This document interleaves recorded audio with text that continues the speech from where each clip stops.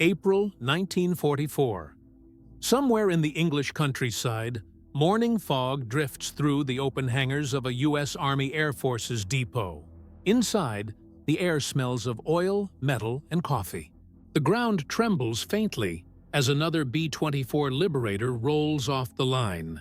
Not from an American factory, but from a sprawling field assembly station where young mechanics, many barely 20, fit together pre-made sections like a child's toy.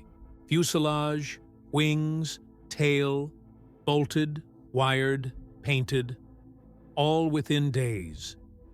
Watching from the edge, a small group of captured German aircraft technicians stare in silence. They had been granted permission to observe how their enemies repaired and replaced machines faster than the Reich could even deliver spare parts. One of them, an engineer from Messerschmitt, murmurs something under his breath.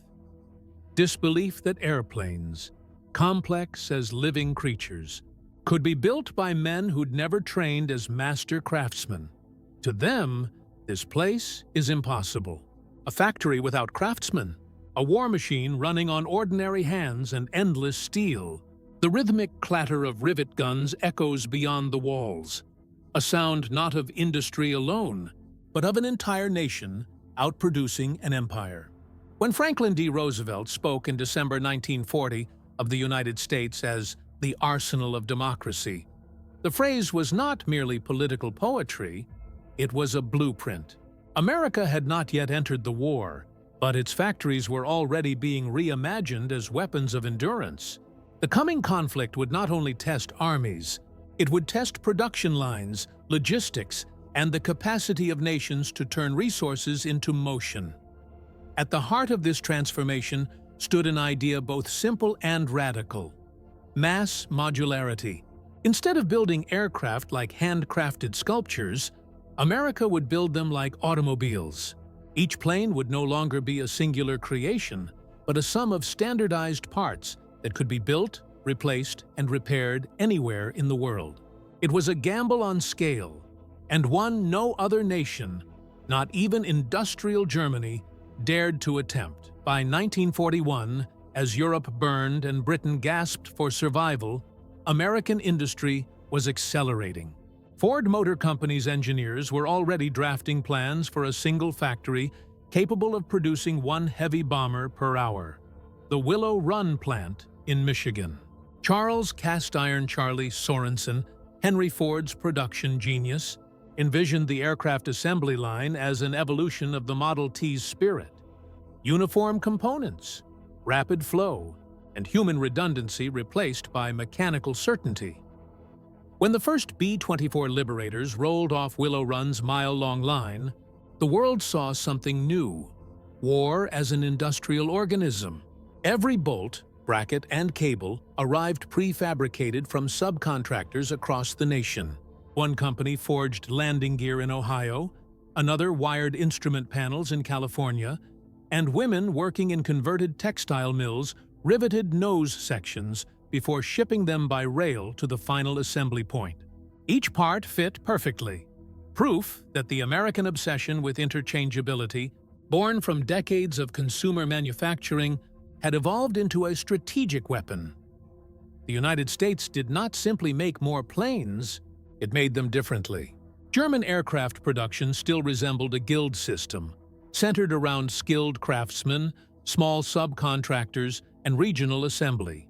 Factories like Messerschmitt and Junkers were proud of their precision, but precision was slow. Each fuselage section required hand-fitting. Each instrument was unique. To a German engineer, the idea that unskilled labor could assemble something as complex as a bomber seemed absurd. To an American engineer, it was simply logical.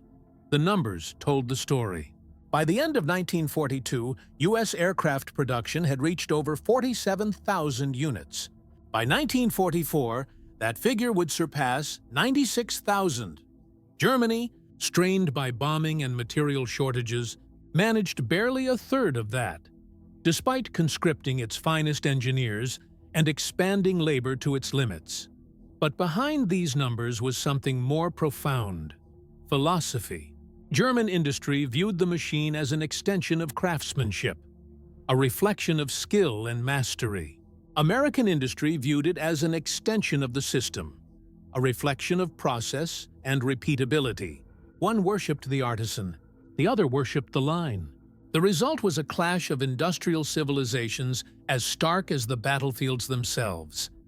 At factories like Willow Run, or Consolidated's massive Fort Worth plant, the rhythm of production became its own kind of front line. The roar of machinery replaced the rattle of gunfire. Women replaced absent men. Conveyor belts became the arteries of national resolve, and through it all, modular design, detachable wings, pre-wired panels, standardized engines ensured that even halfway across the world, a damaged bomber could be patched with parts flown in from another continent. It was here that the true power of the American system revealed itself, not in genius, but in organization. The same democratic chaos that made the United States unpredictable in politics made it unstoppable in production. Each factory was a vote, each worker a participant in the shared belief that abundance itself was victory. In a war fought with steel, fuel, and time, America discovered the ultimate weapon: reproducibility. Across the Atlantic, the Reich's factories echoed with a different rhythm. Precision ruled over pace. Each Messerschmitt Bf 109 or Focke-Wulf 190 that emerged from a German plant carried the marks of individual craftsmanship. Slight variances in panel fitting, custom-adjusted instruments, hand-tuned engines. To the German engineer, this was excellence.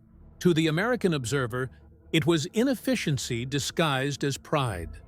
Germany's industrial system had been built in an age of scarcity, bound by a hierarchy of craftsmen and overseen by ministries that valued perfection over proliferation.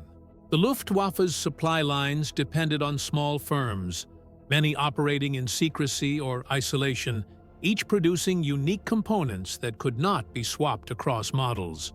When Allied bombers began to strike these scattered sites in 1943, the result was paralysis.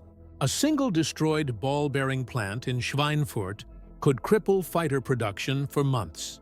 In such a system, the failure of one link broke the entire chain. Albert Speer, appointed Minister of Armaments in early 1942, recognized this fatal rigidity.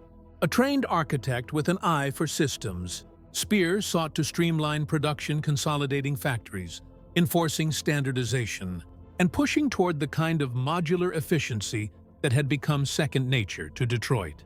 But the task was Sisyphean. German industry was fragmented by ideology, class, and geography. Rival agencies hoarded resources, while the regime's reliance on slave labor and territorial exploitation replaced incentive with fear. Speer wrote later in his memoirs that what astonished him most was not Allied bombing, but Allied recovery. They rebuild faster than we can destroy. He admitted a confession less about rubble than rhythm. Where German plants required weeks to restart, American logistics replaced what was lost within days. Factories were interchangeable. Workers rotated freely. The system, not the individual, carried the memory of production. The contrast extended to the battlefield. Downed American bombers revealed a strange simplicity beneath their complexity. Modular wiring harnesses labeled for quick replacement. Wing sections bolted rather than welded, engines mounted on standardized brackets. German inspection teams cataloged these features with fascination and disbelief. They found serial codes linking parts built in Kansas, Ohio, and Washington state, all converging perfectly thousands of miles away. It was not genius, they realized, but discipline of process, even within the Reich's secret underground. Factories, the Mittelwerk tunnels where V-2 rockets took shape under appalling conditions. Modularity was attempted, but never mastered. The machinery of terror could not mimic the machinery of democracy. Fear does not innovate, it obeys. Without a culture of trust and delegation, the German system could not build the self-sustaining web that defined America's war economy. By 1943, the Luftwaffe's technical officers were reporting an uncomfortable truth. The enemy could afford mistakes. The Allies could lose planes, ships, even divisions, and replace them with greater numbers each month. Germany could not. Every misstep was permanent. The moral dimension of this disparity began to haunt the Reich's leadership. Totalitarian efficiency had promised superiority instead. It revealed fragility. Meanwhile, across the oceans, America's industrial abundance was wrapped in optimism. Newspapers celebrated women riveters as national heroes. Propaganda films framed the aircraft line as a symbol of collective power, the democracy of tools and teamwork. The American worker might not understand aerodynamics, but he or she understood flow. This mindset, that production itself was a shared act of freedom, infused every screw and seam. The symbolism was everywhere. Aluminum, once a luxury metal, became the very texture of democracy. It was light, reflective, and abundant, molded into both kitchen pots and bomber wings. To the German eye, it represented vulgar massness. To the American, it shone like liberty made tangible. By late 1944, the philosophical divide was absolute. Germany sought victory through precision. America sought victory through volume. One aimed for mastery, the other for momentum. When the two met in the skies over Europe, momentum prevailed. The Reich's craftsmen could no longer match the cadence of a continent humming in unison. In this contest, ideology itself became a production method. And America's modular kits, its interchangeable faith in process over person, proved that freedom, when organized, could manufacture miracles. Inside the assembly plants of wartime America, humanity itself became the engine. Men and women who had never seen an aircraft before 1941 found themselves riveting the wings of B-17s, wiring the hearts of B-24s, or sealing the fuselages of P-51, Hunsterntenfau, Tentitudutins. Farmers, waitresses, and mechanics became craftsmen overnight, though the very word craftsman lost its meaning in this new order.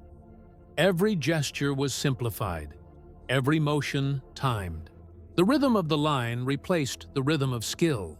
In Detroit, Cleveland, Fort Worth, and Seattle, over 2 million workers were employed in aircraft manufacture by 1944, half of them women. They worked under floodlights, their hands steady, their tasks reduced to units of action that could be taught in an hour and repeated 1,000 times.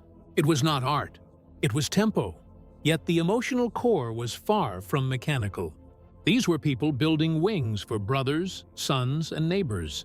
"My boy's out there somewhere over France," one factory worker told a journalist in 1943, "and every rivet I set is a prayer." It was sentiment industrialized. Patriotism transformed into output. The German observers who later saw these operations could not comprehend the invisible force behind it. A workforce not compelled by fear, but by faith in participation. The American genius lay not in a single invention, but in the coordination of many small miracles. Prefabrication was the central principle. Fuselage sections were designed to align without adjustment. Hydraulic lines came pre-bent. Electrical harnesses color-coded. Components were shipped in kits that could be assembled anywhere, at airfields, depots, or temporary plants across Allied territory. At Willow Run, engineers measured progress in inches per minute. Conveyor belts carried wing sections beneath moving cranes, while inspectors followed on rolling platforms. The same process that once built millions of automobiles now constructed thousands of bombers. By 1944, Willow Run alone produced one B-24 every 63 minutes, a rate that stunned even Ford's engineers. The modular philosophy extended to repair. Field depots received crates marked not by aircraft serials, but by universal part codes. A damaged bomber landing in Italy could receive a replacement tail section built in California, shipped across the Atlantic, and fitted in hours. American logistics blurred geography. German intelligence officers, poring over captured manuals, found themselves confronted with a new kind of warfare, one fought through standardization. This system turned complexity into simplicity. Where Germany depended on expert craftsmanship, America depended on design foresight. The machine had been pre-simplified for the unskilled hand. It was this reversal that made modular production both efficient and profoundly democratic. Anyone could build, anyone could repair, and through this accessibility, technology became ideology, the mechanical embodiment of equality. No figure symbolized this transformation more vividly than Henry Ford. Though past his prime and increasingly eccentric by 1942, Ford's obsession with efficiency shaped the national template for wartime manufacturing. His lieutenants, Charles Sorensen, Edsel Ford, and a cadre of engineers trained in automotive precision, adapted the logic of the assembly line to the aircraft, a feat once considered impossible. Where most aviation experts scoffed at the idea of mass-produced bombers, Sorensen insisted that airplanes are just bigger cars with wings. He broke down every process into discrete, teachable units. Each department became a module, each module a promise of reproducibility. In Sorensen's eyes, modularity was not just a technique, it was an ethic. Under Roosevelt's War Production Board, this ethic spread across industries. Shipyards adopted prefab sections for Liberty ships. Tank plants copied aircraft-style subassembly. Even weapons factories began building rifles and machine guns with interchangeable parts tested to tolerances measured by conveyor systems. The entire wartime economy began to think in kits, as if every factory were a fragment of one colossal machine stretching from coast to coast. The leadership behind this transformation understood that victory would not belong to the nation with the best weapons, but the one that could replace them fastest. In the skies over Europe, that philosophy proved devastatingly correct. When Luftwaffe squadrons lost a dozen fighters, replacement took months. When an American squadron lost a dozen bombers, replacements arrived within weeks, sometimes days. Commanders like Jimmy Doolittle and Curtis LeMay could plan operations without fearing depletion. They had faith in the system behind them. This faith was not abstract. It was visible in every crate unloaded, every engine reassembled, every replacement wing bolted under gray English skies. The German Air Command could read the numbers, but they could not grasp the mentality that produced them. To them, it seemed alien, a machine that built itself through collective belief. By 1944, the contrast had become almost theological. The Reich exalted genius. America exalted the line. Within the corridors of the Luftwaffe's technical office, disbelief turned to concern. Captured B-17s and B-24s revealed construction techniques that defied conventional logic. German analysts expected rough improvisation. Instead, they found precision through repetition. Rivet patterns were identical across airframes. Instrument panels were standardized. Even the electrical systems followed identical routing, down to the last wire clamp. Field reports described American aircraft as factory-stamped, their uniformity unmatched by German production. Engineers like Kurt Tank, the designer of the Focke-Wulf 190, acknowledged the efficiency of this approach, but dismissed it as soulless. A machine without character, one report concluded. Yet behind the dismissiveness lurked fear. The Germans understood that such a system, once scaled, could outlast any campaign. By 1943, the Luftwaffe's own intelligence branches began charting the exponential growth of U.S. manufacturing capacity. They saw the curves rising faster than the Reich's ability to counter them. The message was mathematical and merciless. The United States was producing aircraft at a pace Germany could not match even in theory. Interrogations of captured American airmen only deepened the unease. Pilots casually described replacement planes coming off the line every hour. To the German mind, Conditioned by shortages and meticulous production, such claims seemed impossible, until the evidence arrived in the form of bomber streams that blotted out the sky.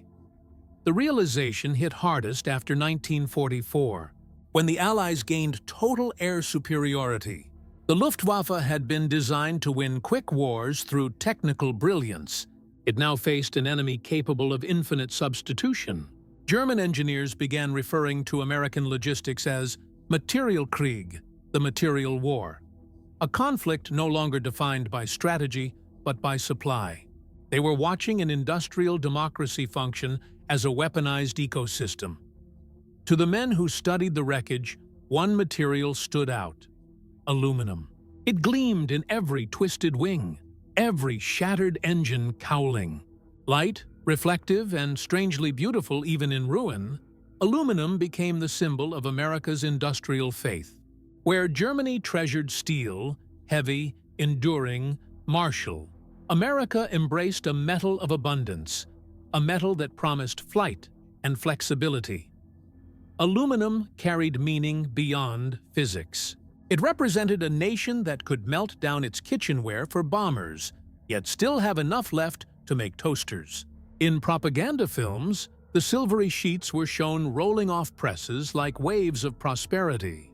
The hum of presses and the hiss of molten metal became the background music of democracy itself. Loud, tireless, inclusive. To German technicians, that abundance felt indecent. In their world, every kilogram of alloy was rationed, every rivet accounted for. In the American world, materials seemed to multiply with will alone. But there was an ethical undertone beneath the metallic contrast. America's industrial system was not built on slave labor or coercion. It was powered by belief, wages, and participation. Aluminum was not only lighter, it was freer. The sound of riveting guns, repetitive and relentless, became a kind of national heartbeat. It symbolized a collective tempo, the rhythm of democracy at work. Each pop and echo meant continuity, renewal, and confidence. In the philosophical war between authoritarian perfection and democratic production, even the sound of assembly had become moral argument. Behind the roar of factories lay a subtler revolution, the creation of a logistics empire. Modular design was not merely an engineering triumph. It was an economic architecture. American companies became nodes in a vast web of production, each contributing standardized components to a shared goal. Boeing in Seattle could rely on Pratt & Whitney in Connecticut, who in turn depended on thousands of small suppliers spread across the Midwest and South. Shipping, once a bottleneck, became routine. Cargo trains carried disassembled aircraft sections across states, while ships transported kits overseas to British and North African depots. Everything was coded, categorized, interchangeable. It was industrial democracy in its purest form. Every factory a citizen in a republic of supply. The German system could not mirror this scale. Centralization demanded control. Control suffocated flexibility. Even when Speer tried to decentralize, the lack of trust between ministries and industrialists created friction. Each factory worked in isolation. The Nazi state could command obedience, but not collaboration.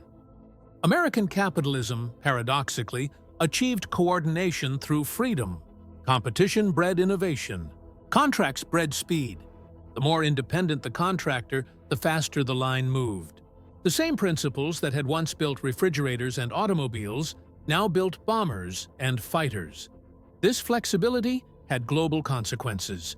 The modular mindset, breaking complex systems into replaceable units, would later define the post-war world. Shipping containers, electronics, even computing. But in 1943, it was simply survival made systematic. Economic historians would later call it the Great Synchronization. For the first time, an entire continent's industries operated as a single organism, each part responsive to the others. The Allies' victory was born not in battlefields, but in synchronized ledgers and timetables. And within that vast arithmetic of effort, the American aircraft, bolted together from 1,000 places. Flying as one became the perfect metaphor. A modular machine for a modular democracy. By the spring of 1944, the air over Europe no longer belonged to the Reich. Day after day, the contrails of American bombers carved pale ribbons across the sky. Lines of industry turned into geometry. Every dawn brought new formations, sometimes 1,000 aircraft strong, sweeping eastward from bases in England. Beneath those silver clouds, the Reich's heartland burned. What German soldiers saw as relentless courage was, in truth, relentless production. Each B-17 and B-24 overhead was not the miracle of one factory, but the synchronized hum of an entire continent. The Luftwaffe could shoot down 100, yet by the next week, 100 more would arrive. At Teddington in England, American engineers established forward assembly fields where modular repair became routine. Crates arrived stamped with codes. Wing assy left, B-24C. Fuselage nose, consolidated. Hydraulic system, kit number 37. Teams unloaded, bolted, wired, and tested. A damaged bomber could be stripped and restored within 48 hours. Pilots joked that their planes were reincarnated. German reconnaissance misread the activity as new production lines secretly built in Britain. In truth, it was logistics elevated to art. Inside Germany, Albert Speer studied the data with growing unease. Despite his reforms, output lagged behind targets. Skilled labor was dying at the front, and foreign workers filled the void with resentment rather than devotion. Even as the Reich boasted of total war, its supply chain collapsed under its own centralization. By contrast, American plants functioned like self-healing organisms. When a tornado tore through Kansas in 1943, destroying a major sub-assembly site, parts production resumed within days. The tooling drawings had already been distributed to multiple backup contractors. No single blow could cripple the system. And so, by mid-1944, the arithmetic of the war had turned absolute. The United States was building nearly 8,000 aircraft per month. The Reich scarcely 3,000. For every German fighter that took off, 3 Allied planes waited above it. Numbers became destiny. The moment of realization came not on a battlefield, but in a quiet report. In June 1944, German technical officers inspected wreckage from the Normandy front. Pieces of P-47 Thunderbolts and C-47 transports scattered across hedgerows. What astonished them was not the design, but the labeling. Each section bore clear assembly marks, stencil letters guiding reattachment. These machines were meant to be taken apart and rebuilt. The war had entered a new logic. Destruction itself had been accounted for in the blueprint. In Allied depots, soldiers assembled aircraft like puzzles, guided by instruction sheets printed with plain, bold fonts. The same kits that trained factory workers now served field mechanics. Under canvas tents, wings joined fuselages with pneumatic guns. Engines slid into mounts built to universal tolerances. Within days, the sky filled again. From Berlin, the phenomenon appeared supernatural. Luftwaffe officers began to speak of Flugzeugwunder, the aircraft miracle. But it was no miracle. It was method, multiplied. The modular idea that began in Detroit now spanned oceans. Its rhythm measured not in months, but in hours. For the first time, the German war machine confronted an opponent whose strength lay in predictability. America's repetition became its resilience. Every bomber lost only proved the system's immortality. And in that summer of 1944, as the Allies prepared for the final drive into Europe, even the most loyal German engineers began to whisper the unthinkable, that the war of production was already over. By late summer 1944, the rhythm of American industry had become a thunder the Axis could no longer silence. From the Ruhr Valley to Vienna, the skies pulsed with the steady drone of engines that never seemed to end.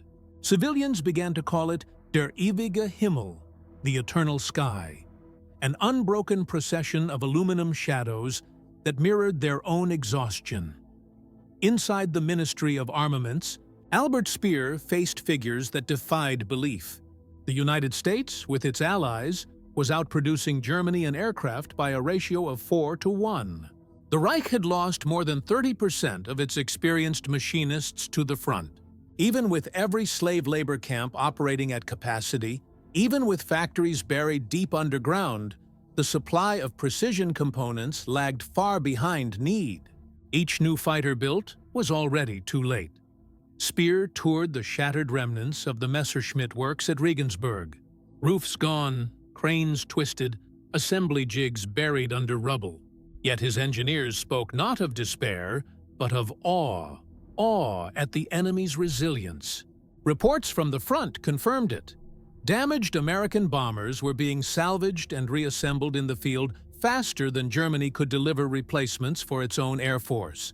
What the Reich's technicians witnessed was not just industrial capacity, but industrial philosophy made flesh. When a downed B-24 was recovered near Magdeburg, Luftwaffe engineers dismantled it carefully, labeling each part. Inside, they found serial numbers tracing origins from 21 states, engines from Connecticut, fuel pumps from Kansas, instruments from California. The bomber was less a machine than a map of democracy. Each component a signature of cooperation. One technician reportedly said, "This airplane was not built, it was voted into existence." It was not an official record, but it captured the truth better than any report could. The American system had transcended individual genius. It had institutionalized participation. Meanwhile, in England, the forward depots at Burton Wood and Wharton became legends among Allied air crews. There, newly arrived kits transformed skeletal wrecks into flyable aircraft within days. The smell of oil, paint, and solder never faded. Replacement wings arrived by convoy, crated like furniture. Propellers gleamed under floodlights. Soldiers spoke of the process with quiet reverence, not as repair, but resurrection. To German intelligence, it seemed impossible. How could the enemy sustain losses of hundreds of aircraft a week and yet increase sorties? Speer's analysts called it Produktionselastizität, production elasticity, but the term did not capture its essence. What they were witnessing was the mechanization of abundance itself. At every front, the difference became visible. On the Eastern Front, Soviet tank brigades, fed by American Lend-Lease trucks and aircraft, advanced with renewed momentum. In Italy, Allied airfields expanded faster than they could be bombed. And above Normandy, the sky became an assembly line of its own. Planes refueled, repaired, and replaced without pause. Inside Germany, hope decayed into fatalism. Pilots spoke of endless replacements on the enemy side. Mechanics scrounged parts from wreckage while Allied crews simply opened crates. The Reich's technical elite, once the envy of the world, watched their tradition of mastery dissolve in the face of organized simplicity. For Speer, the realization came during a meeting in September 1944. His production chiefs proposed increasing fighter output by dispersing workshops deeper into the mountains. Speer shook his head. "We no longer lack factories," he said. "We lack the world in which factories can function." It was an acknowledgement that the Reich's industrial logic had collapsed. Without the infrastructure of freedom, choice, exchange, initiative, the machinery of tyranny could no longer adapt. That autumn, the sound that had haunted German cities, the rhythmic thud of American riveting, became an invisible presence in their nightmares. Every vibration of distant engines was a reminder of a nation that built faster than destruction could consume. The bomber streams were no longer just weapons. They were moving monuments to a philosophy. By year's end, the German technicians who had once mocked modularity now studied it like scripture.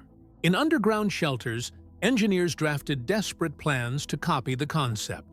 Sectional fuselages, interchangeable parts, quick assembly fighters, but it was too late. The Reich could imitate design, but not culture. Its system was built on obedience, not imagination, and so, as 1945 approached, the war's true climax unfolded not in a single battle, but in the quiet certainty that the machine age had chosen its victor. The world's first industrial democracy had proven that abundance, when organized, could conquer even the precision of tyranny.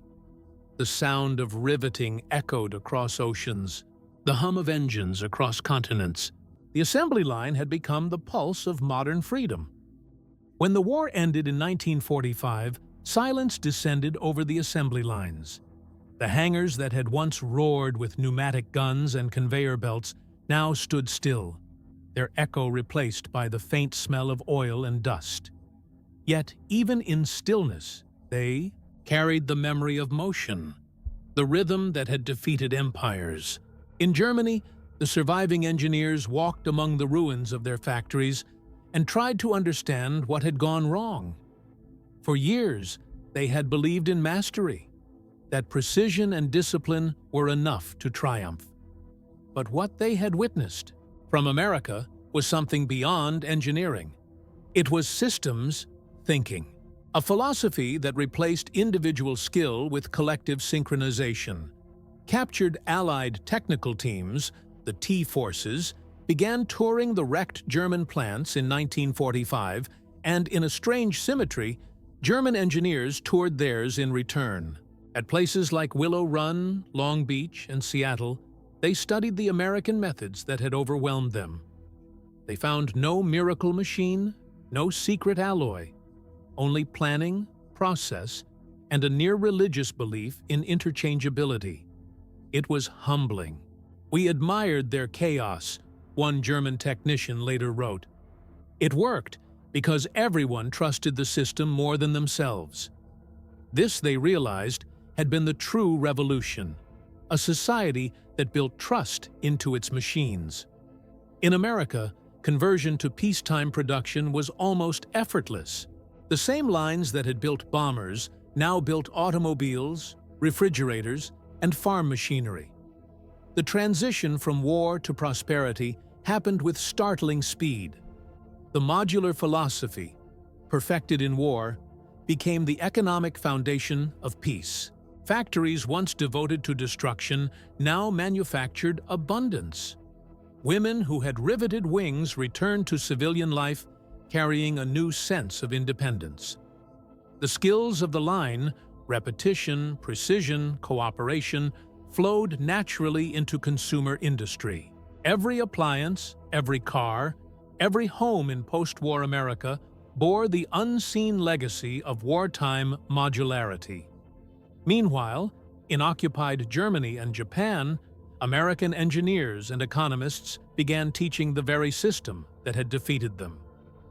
The Marshall Plan was not just financial aid, it was a transfer of industrial ideology, standardization, efficiency, interchangeability. These principles became the pillars of Reconstruction. Japanese industry, in particular, absorbed the lesson deeply.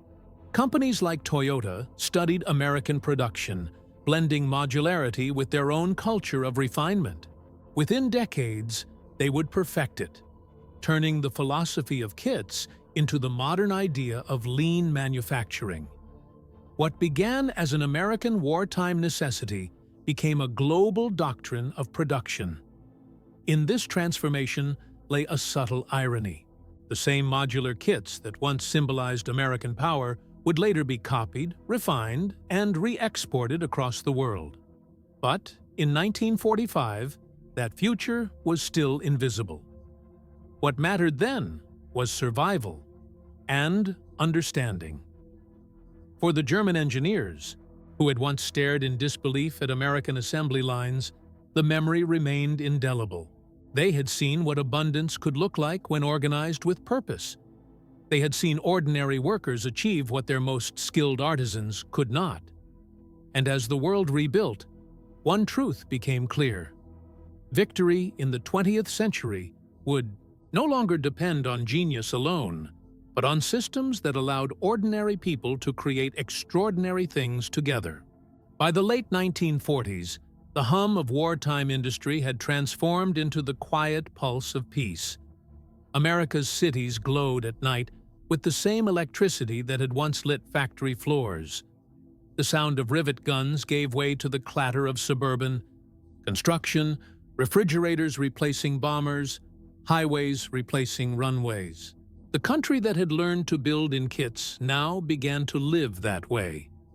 Houses prefabricated, furniture modular, dreams mass-produced, yet profoundly individual.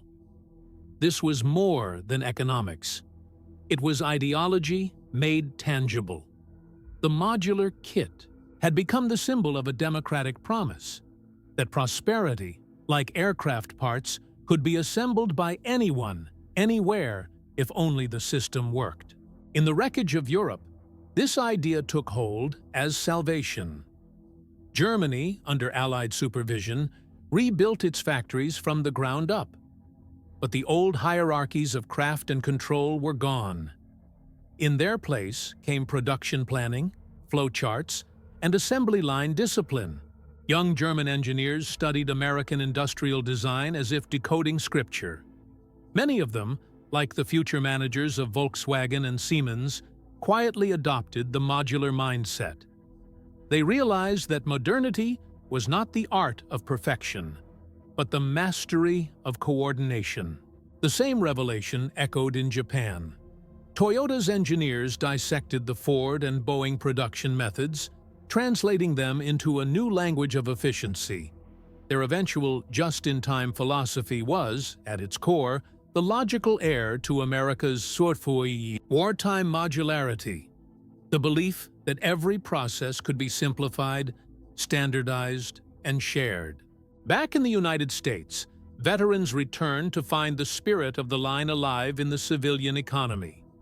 GI Bills turned mechanics into engineers, and engineers into entrepreneurs. The same imagination that once built bombers now built suburbia and Silicon Valley. The modular kit, that wartime miracle of parts and precision, had become the architecture of the modern world. But there was another, quieter transformation, ideological rather than industrial. During the war, abundance had been a weapon. In peace, it became an ideal. The nation that had proven it could outbuild any enemy now believed it could outbuild poverty, hunger, and despair. From the Marshall Plan to the post-war consumer boom, production itself was treated as moral action, the creation of plenty as a form of freedom. The Germans had once feared the sound of American factories. Now, they sought to emulate it. Across Europe, the new generation of industrialists no longer spoke of mastery, but of management. The lesson of modularity that great works arise from many small, repeatable acts became the moral grammar of reconstruction. And yet, beneath the triumph, something deeper remained, a memory of astonishment. Those who had walked through Willow Run, who had seen planes assembled by the untrained, never forgot the feeling. It was the sound of civilization changing gears, from the age of the artisan to the age of systems. In 1945, a German engineer visiting an American plant wrote in his diary, "They have built a world in which destruction is temporary." He meant it literally. Damaged machines, damaged cities, even damaged societies could be reassembled, piece by piece, because the blueprint was collective. It was the faith that abundance, like democracy, could be rebuilt from fragments. That faith endured long after the rivet guns fell silent. The hum of the wartime line lived on in every factory, every suburb, every dream of modern prosperity. The modular aircraft, born from urgency, refined by cooperation, had changed not only how the world made things, but what it believed about itself. The war of machines ended not with the roar of engines, but with a silence heavy as history. Across oceans, the sound that had once haunted the night, the steady rhythm of rivet guns, the pulse of endless assembly, faded into memory. Yet its echo endured, like the heartbeat of a new civilization. The German technicians, who had once stared in disbelief at America's aircraft lines, left the war changed. They had seen an idea greater than technology, the idea that democracy could be engineered, that cooperation, scaled and systemized, could outlast tyranny, that abundance itself could be a form of resistance. In the quiet years that followed, the modular aircraft became more than a machine. It became a metaphor. Each part, interchangeable yet essential, mirrored the principle of the society that built it. No single worker could claim creation, yet without each, creation was impossible. The bomber was not merely assembled, it was assembled by belief. The symbol that carried through the decades was aluminum, light, reflective, incorruptible. Once a weapon's skin, it became the material of modern peace. Airplanes, homes, appliances, even art. It shone in every direction like the surface of democracy itself, bright where it touched the light, humble where it bore the strain. History often remembers wars by their generals and battles, but the deeper victories belong to systems, to rhythms, to the quiet logic that turns chaos into pattern. The Americans did not defeat Germany by building better machines. They defeated the idea that greatness must come from mastery alone. They proved that greatness could come from many ordinary hands, working as one. And so, in the legacy of those modular kits, the crates marked with codes, the workers who built what they did not fully understand, lies a larger truth. Freedom, like an aircraft, is never crafted by one mind. It is assembled piece by piece from trust, cooperation, and faith that the parts will fit. The sound of the rivet gun fades now into history, but in its rhythm still echoes the making of the modern world.